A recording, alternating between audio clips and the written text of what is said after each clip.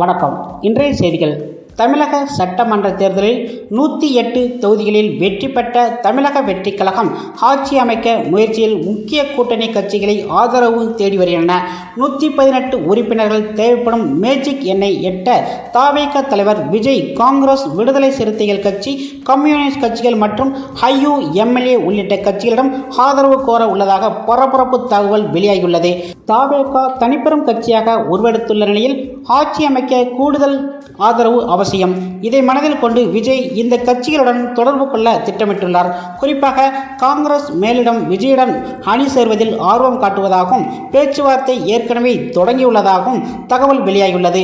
விசிக மற்றும் கம்யூனிஸ்ட் கட்சிகள் தங்கள் கதவை திறந்து வைத்துள்ளன. விஜய்க்கு ஆதரவு தர மாட்டோம் என்று எந்த கட்சியும் கூறவில்லை. மாறாக இதுவரை விஜய் அழைக்கவில்லை என்றுதான் கூறுகின்றன.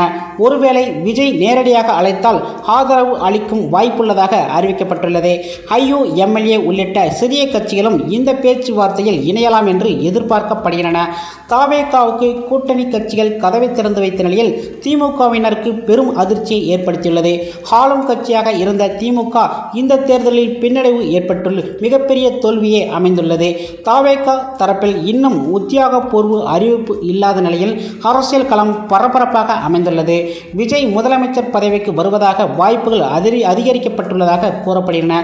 அடுத்த சில நாட்களில் விஜய் நல்ல முடிவு எடுப்பார் என்று கூறப்படுகின்றன. தமிழக அரசியலில் புதிய கூட்டணி சூழல் உருவாகி வரும் நேரத்தில் விஜயின் அடுத்த நகர்வு மிகவும் முக்கியமானதாக பார்க்கப்படுகின்றது. தமிழக சட்டமன்ற தேர்தலில் 108 தொகுதிகளில் வெற்றி பெற்ற தமிழக